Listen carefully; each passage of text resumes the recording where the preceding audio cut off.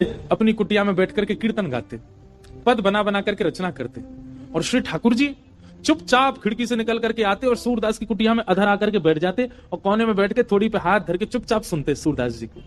एक दिन ठाकुर जी जा रहे थे राजभोग आरती के बाद, इतने में श्री जी आ गई। कहां जा रहे हो?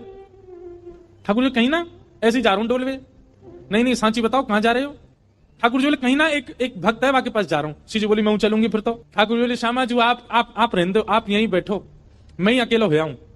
श्री जी बोली अगर मोए ना लेके गए तो मैं गुसाई जी से शिकायत कर दूंगी कि राजभोग के बाद तुम कहीं चले जाओ और गुसाई जी खोज करो जी कहां जा मैं। ठाकुर जी बोले श्री जी आपके चरणों में प्रणाम करूं, आप मेरे संग चल दो पर गुसाई जी तो शिकायत मत करियो मेरी, लेकिन एक बात को वचन दो। मैं बोल कहा उत्थापन आरती तो पहले आमेंगे हम दोनों वापस, मां रुकवे की मत करियो बात। आप बड़ी भोरी हो, बड़ी सहज हो, और वैष्णव चाहे कितनो दीनहीन हो, कितनो भावबार हो, वहां पे कृपा करवे की मत सोच लियो। आपको तो मन है जाए यहाँ पे सब लुटाए दूं, सब दे दूं, ऐसे मत करियो। हाँ मैं आ जाऊंगी। ठाकुर जी हाथ पकड़ के श्री जी को ले गए सूरदास जी की कुटिया में। सूरदास जी गा रहे हैं के सर तिलक मोतिल की माला वृंदावन के वासी, नेह लगाए त्याग गए तृण शम डार गए गल फांसी, अखियां हरि दर्शन की प्यासी, हरि दर्शन की प्यासी, अखियां हरि दर्शन की। ठाकुर जी बैठ के सुन रहे हैं मंद मंद, श्री जी के नेत्रन से आंसू गिर रहे हैं। ठाकुर जी धीमे धीमे पहुंचने बोले श्यामाचू हल्ला मत करियो जी, जग जाएगो, और जगह को कहा मैं पकड़ लेगो, जान नहीं देगो, और फिर यहाँ पे कृपा कर दी तो फिर सबन पे करनी पड़ेगी, हमारे रो मत। बिल्कुल सूरदास जी ने अपनी लाठी उठाई और उठ करके अपनी कुटिया से बाहर जाने लगे। श्री जी बोली जी कहां जा रहे हो बाबा? अरे आंधरो बाबा कहीं गिर नहीं जाए, हम यहाँ के संग चलें, कहीं गिरवे बारो होगा तो बचा लेंगे। ठाकुर जी बोले मैंने पहले ही मना करी आप तुझे सब कृपा फिपा ना करनी कोई पे, और समय है गो उत्थापन को, मैं गुसाई जी मंदिर खोल देंगे, चलो जल्दी मंदिर में। श्री जी बोली ना ना बस ये जहां जा रहा हूं वहां तक याद छोड़, यहां में फिर चल देंगे मंदिर में। ठाकुर जी बोले पहले ही मना कर रहा हूं मत चलो मेरे संग। आ गई है जबरदस्ती, अब मां मंदिर में हम दोनों नहीं मिलेंगे तो श्री गुसाई जी बड़ी डांटेंगे। श्री जी पीछे पीछे चलन लगी। चलते चलते सूरदास जी भी वहां गए जहां गहरो गड्ढा। सूरदास जी जैसे ही गड्ढा की ओर जाने लगे, श्री जी बोली अरे देखो श्याम सुंदर जी गिर जाएगो बाबा, गड्ढा में गिर जाएगो, या के माथे में लग जाएगी, हाथ पांव में लग, या को पकड़ लो रोक लो। अब यहाँ तो किशोरी जी जा रही है बचावे, तब तक सूरदास जी कूद ही गए, और कूदते अरे भैया, अरे कन्हैया, अरे लाला, अरे भैया कोई काम को सुनना हो तो नहीं देखियो, अरे मैं आंधरो गिर गऊं कुआ में, अरे भैया मैं यहाँ से बचाई लियो। श्री जी बोले ठाकुर जी या तो इनको बाहर निकालो नहीं तो मैं आपसे कट्टी आ जाऊंगी।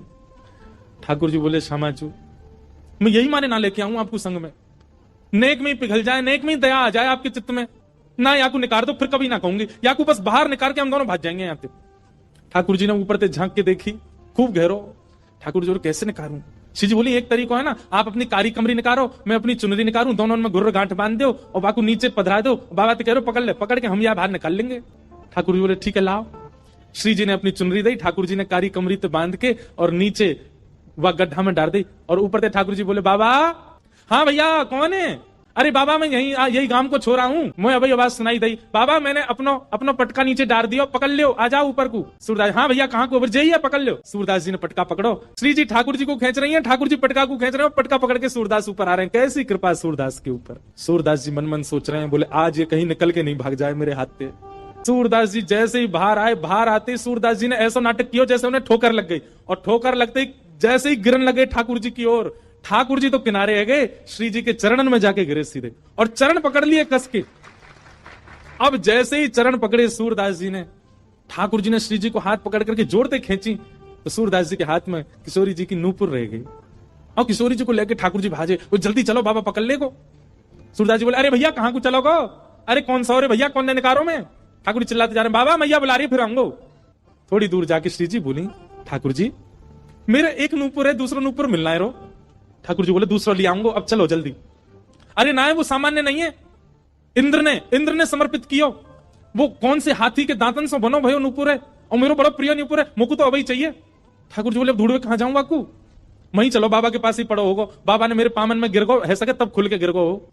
ठाकुर जी लौट के आए, ठाकुर जी कहे बाबा अरे भैया तू आगो, अरे मैं जो कह रहा हूँ मेरी एक सखी आई संग में, बाको नूपुर यहीं गिर गो। आपने देखो सूरदास जी अपने बगल में दबा के बैठे। सूरदास जी बोले ना लाला मैंने तो ना देखो। बाबा आपके हाथ में लगता रहो बगल में, जी तो है मेरी सखी को नूपुर। अच्छा जे बोले हाँ ये, अरे जी तो मैं अभी अभी मिलो यहाँ पे। बाबा दे दो ना, ये मेरी सखी को नूपुर है। लाला जे नूपुर अगर मैंने तोय दे दियो और कहीं बाद में कोई सखी वास्तव में आके मुझे बोली बाबा मेरे नूपुर देखो का, मैं कैसे पहचानू कि वो सखी तेरे संग है?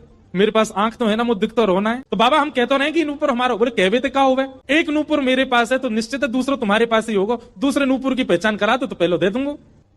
ठाकुर जी बोले पहचान कैसे होगी? बोले अपनी सखी तक है, अपने पाम आगे करेगी, मैं जैसे स्पर्श करके देख लूंगा कि हाँ ये नूपुर एक ही है तो मैं दूसरा पहना दूंगा। ठाकुर जी बोले मैं सब समझ रहा हूँ, जे बाबा पाम छुए के चक्कर में पकड़ लेगो कसके हो, अब ना जान दूंगा। और फिर क्या करेंगे हम? श्री जी बोली कोई बात ना। मैंने अरे नहीं श्री जी आप पीछे रहो, मैं दूसरा दबाया दूंगा, नाम हो तो वही चाहिए जो सूरदास के हाथ में। श्री जी आगे बढ़ गई, लो बाबा नूपुर देख लो। सूरदास जी ने जैसे स्पर्श किया समझ गए, अरे हाँ भैया ये तो वही नूपुर है, लो मैं पहना दूं। दूसरे पाम में सूरदास जी ने पहनायो और पहनाते ही महाराज अंक में भर लिए श्री जी के चरण। बोले अब ना जान दूंगो, मैं जान गया हूं जो साक्षात विष्णुभानु दुलारी हैं। और लाला तू जो मुख निकाल के गयो मैं सब जान गया हूं, तू नंद जी को लाला है। जीवन निकल गाते गाते तुम दोनों के यश को आज पहली बार पकड़ में आयो, अब नहीं जान दूंगो। ठाकुर जी ने खूब खेची पर श्री जी नहीं छोड़ी सूरदास जी ने। ठाकुर जी बोले बाबा तू जो कहेगो सो करेंगे, जे बताओ करनो कहा है, तू कैसे छोड़ेगो? मैं नेत्रन से आंध हूं, मुंह दिखे ना है, पर मैं आपसे एक ही वरदान चाहूं, मेरे एक नेत्र में सदा श्री जी और दूसरे नेत्र में सदा आप विराजमान है जाओ, आपके नित्य दर्शन मुंह को होयो करें, बस यही वरदान दे दो। प्रिया प्रियतम दोनों ने युगल रूप में खड़े है करके सूरदास जी के नेत्रन पे हाथ धर दिए और कही सूरदास खोल के देखो। आज सूरदास जी ने पहली बार नेत्र खोले और शामा शाम के युगल प्रत्यक्ष दर्शन उनको है। फिर दोनों से प्रार्थना करिए बस एक वरदान दे दो। कहा मुझे फिर से अंधो बना दो, अब आप दोनों दिख गए, अब दुनिया में और कोई को नहीं देखना।